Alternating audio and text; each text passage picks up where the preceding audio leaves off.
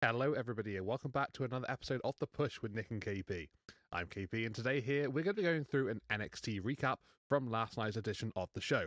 This is the Tuesday 3rd of February edition of NXT and this does include that NXT Vacant Championship ladder match.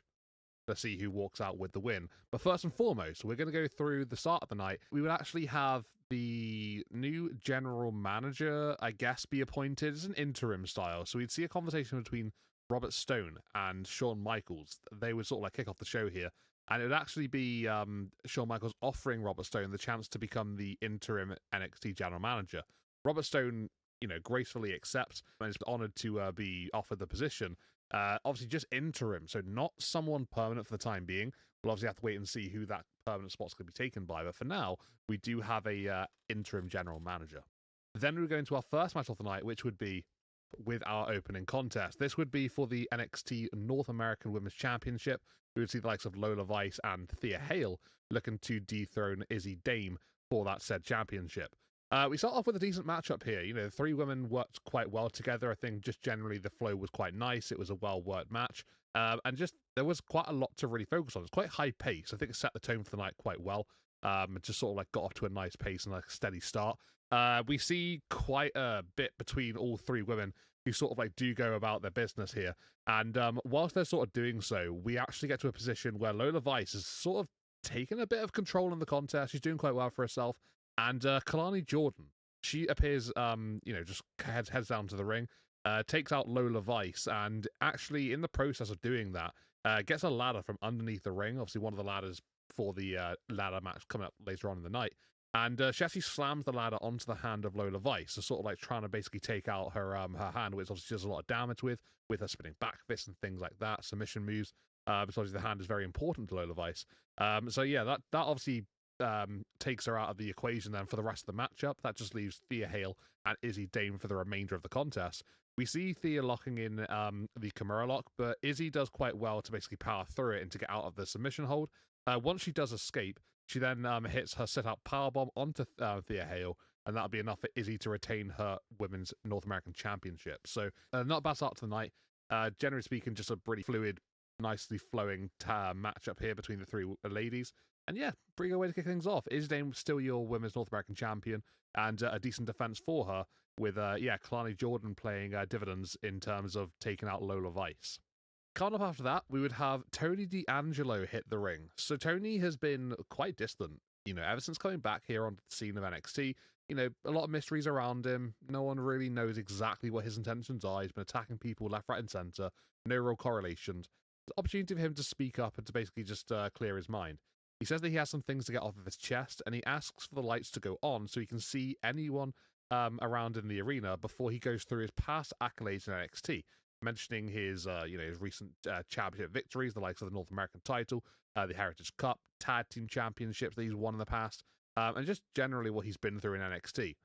He says that being a happy man with his friends and his family that he used to have was taken away from him. But that actually was a wake-up call for him in the end, because he said that he needs to remember who Tony D'Angelo was. During his time off, that's exactly what he was able to do. He says that he's back to do what he does best, and that's bouncing people's heads off of the mat. He says he came back for two reasons. One being Dark State, the fact that they took everything away from him. He says he's going to take everything from them as well. He's going to make them pay, he's going to get his revenge. He says that number two, the second reason, he'll actually reveal once he's done with Dark State. So a little bit of a ominous sort of ending to the segment here between Tony D'Angelo and sort of like addressing the NXT universe. But we know that he's going after Dark State. So yeah, once he's done with them, obviously we have to see what his second piece is. I have a feeling it might be the NXT Championship, but I guess we'll have to wait and see what that is for now, because he's got a bit of a task ahead of him. Not sure how he's going to approach Dark State being 1-on-4, but I'm assuming Tony has something up his sleeve. Coming up after that, we would have our first matchup in the brand new Speed Championship tournament for the men's division. This would see Charlie Dempsey go a 1-on-1 against Elio Lafleur. Elio had a pretty good debut against Ethan Page for the North American Championship a couple of weeks ago, and this is an opportunity for Elio to register his first win on the NXT brand, and that's exactly what he would do. He would book his spot in the semi-finals of the tournament, and basically, in order to do this, he would defeat Charlie Dempsey with about less than 20 seconds remaining, Charlie looks for a suplex style maneuver. Elio counters it, bounces off the ropes, and I can only describe this as what was an absolutely beautiful maneuver from Elio. He hits what I got written down as a corkscrew head scissors slam, and that would be enough for him to get the victory here over Charlie Dempsey. But it was a wonderfully executed maneuver.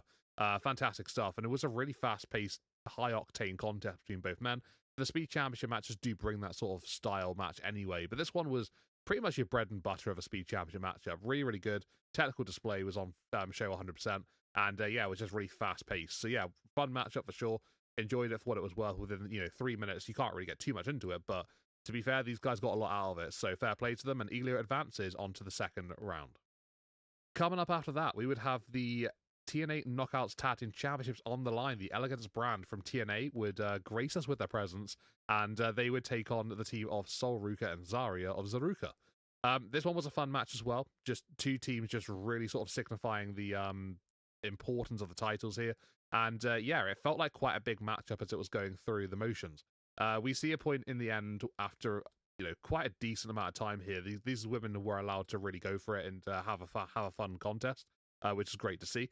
And it gets to a point where solruca, she's sort of like in a bit of a roll, and she looks to hit a soul snatcher, but instead of hitting it on a member of the Elegance brand, she actually has a sort of countered style thing, and Zarya goes into the position of the soul snatcher.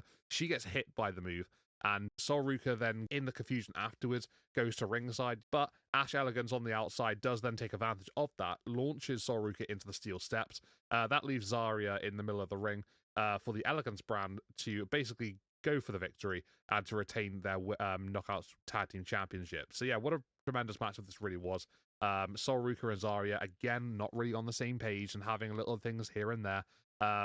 Yeah, it doesn't seem to be ticking for these two ladies, but in terms of the Elegance brand, very good performance for them. Great victory, and still your TNA Knockouts Women's Tag Team Champions. So moving on then, we're going to our second half of the show, and coming up next, we would have a tag team match between Lexis King and Stax taking on Chase U, Araya Connors and Kale Dixon. This one would be a pretty decent matchup as well, to be fair. No real bad matches here throughout the course of the night, generally speaking. But this one was probably the shortest outside of the Speed Championship matchup, I would say. This was basically stemming from the sort of faction that Lexis King is trying to establish here in NXT. Superstars who maybe are of second generation and just trying to sort of like break out and just come together really and just be a part of a much bigger thing. And the mind games are sort of playing in this one for Araya Connors, especially of Chase U, because I think the match is going quite nicely. It's going pretty well. Standard feel to it, a tag team contest, quite fast paced. And Kale Dixon tags himself in. Araya Connors looks on a little bit confused. What's going on here? Maybe a little miscommunication between the two men. But Kale Dixon's flowing and vibing, and he's going through the motions. It does get to a point in this matchup where Kale looks for a moonsault. Stax gets his feet up, so blocking the offense, and then he tags on Lexis King. Lexis comes in and immediately hits a forearm to the back of Dixon's head. Really nasty landing there. And after he does so, hits a coronation to get a victory here. Pick up the 1-2-3. Post-match, we see a little bit of a situation between Chase U. Araya Connors, not really too happy with the result and the performance. He actually leaves Chase U in the ring, and he sort of follows Alexis King and Stax to the back. So, yeah, maybe a little bit of disarray there for Chase U, and Araya Connors, maybe his intentions are elsewhere. But a win for Alexis King and Stax against Chase U in this match. Once that was all said and done, we would then go to a pretty long segment, actually, here, this next one. This would be JcyJayne and Fatal Influence in the ring, but more so just JcyJayne speaking here. I don't think Fallon and Laney actually got a chance to say anything in this segment at all. But JC looks back on her Royal Rumble appearance from the previous weekend. She says how well it was going until solruca hit her with a cheap shot, she says, and threw her over the top rope. She says although she's carried the women's division, all people ever want to talk about is solruca, and she says that she actually was the better double champion out of the two ladies. They both obviously had 2 titles throughout the course of last year at the same time, and she thinks she was the superior of the two. She then says that it's time to kill the hype and to take down solruca, and then starts to issue a challenge seemingly for Sol for the NXT Championship at some point down the line. But then we have Zarya interrupt, not solruca. Zarya says that Sol has had plenty of opportunities, and now it's her turn to take her chance. Jacy says that there's a reason why Zarya doesn't get opportunities before then Kendall Gray and Ren Sinclair arrive of the Ren QCC. Kendall looks back to her match against Jacyjayne at New Year's Evil before asking if she'll make Jacy tap or pin her next. Zarya tells Ren she's just a sidekick before Kendall then references how Zarya and Sol dropped the ball earlier on tonight in the TNA Knockouts Tag Team Championships match.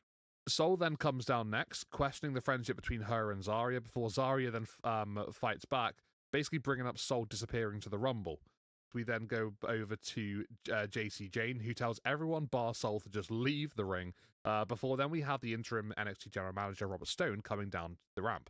Stone announces a tag team match next week between solruca and the Ren QCC, with a slightly unique twist. Basically, with whoever gets the pinfall in that matchup will actually be the one to challenge Jacyjayne next for the NXT Women's Championship, and that match will take place in 3 weeks' time in Atlanta. So, we have a slightly different situation there for the women's title in terms of a qualifying contest. Tag team match with whoever gets the victory, the pinfall, the deciding fall, will advance. So yeah, quite interesting for that one. We'll have to see who that's going to be and who's going to challenge Jacyjayne next. But it will either be Ren Sinclair, Kendall Gray, Zarya, or solruca. Coming up after that, we would have the culmination of, it's been a few weeks now of building for this one. This would be the 7-man ladder match for the NXT Championship, the vacant championship, after Obafemi relinquished it on his way over to the main roster. We would have the likes of Joe Hendry, Ricky Saints, Keanu Carver, Sean Legacy, Shiloh Hill, Dion Lennox, and Jackson Drake all competing in this matchup. This one was really, really fun. Was an absolutely brilliant ladder match, to be fair.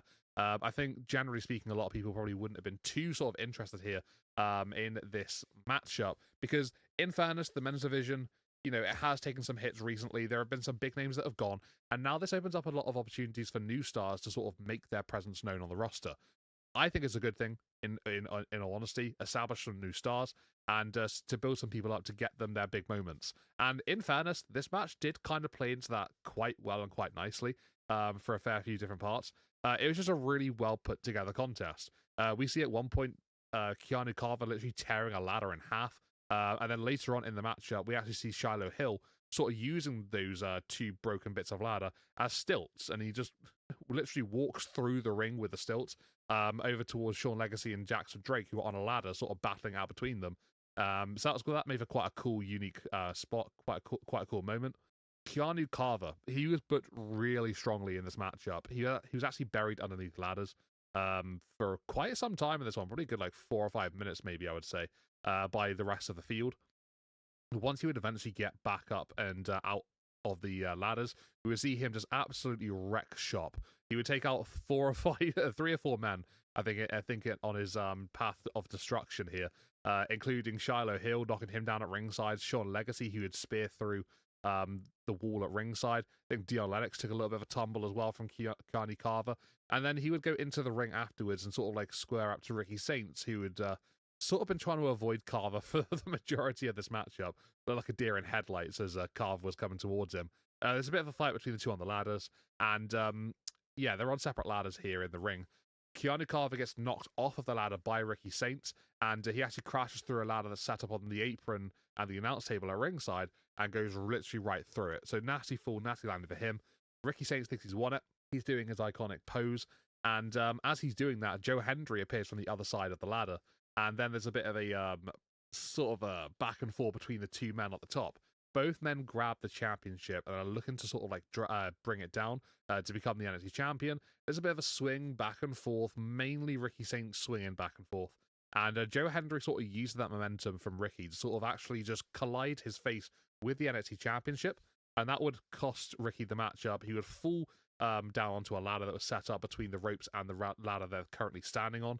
And as he sort of bounced onto that, Joe Hendry has all the time in the world to just to pull down the championship, and he would become the new NXT champion. So yeah, this one was super, super fun. Really, really good matchup. Great main event. And Joe Hendry is now your new NXT champion. So we've got a brand new era here. After Obafemi relinquishes, it's now Joe Hendry's time to be at the top of the NXT division. Not long after signing from TNA. So it's pretty quick to climb to the top of the mountain here for Joe Hendry.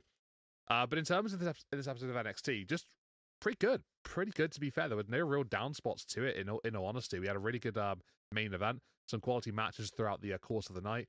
The women's division looks as big as ever with the TNA Knockouts division coming on over and the tag team match that happened there. The NXT Women's Championship has a lot of names fighting around it. North American Championship at the start of the night, which was a fun contest between the three women. And yeah, just a really hellacious main event. So yeah, just a really fun episode of NXT. I gave this one an 8.5 out of 10. Absolutely solid from top to bottom, and just a really, really good show. So yeah, we get to see what the sort of new era will be with Joe Hendry on top, and how people are going to react to that, and where he's going to go from there, his first fuse, and yeah, how his title reign is going to look to be. But I guess you can say that we do believe in Joe Hendry. But this episode of The Push has come to an end for the NXT recap. If you guys enjoy this one, please let us know in the comments what you thought, whether it's good, bad, and different. We'd love to hear what you're thinking, whether you agree with Joe Hendry's championship victory here, or if you were rooting for someone else. We'd love to hear what you're thinking about it. If you like what you saw as well, please consider hitting a like on our video, subscribing to our channel, and keeping up with future releases for The Push, because we're always pumping out the content here because we absolutely love it. But for now, guys, take it easy. Have a good one. We'll see you all in the next one. Take it easy for now, and goodbye.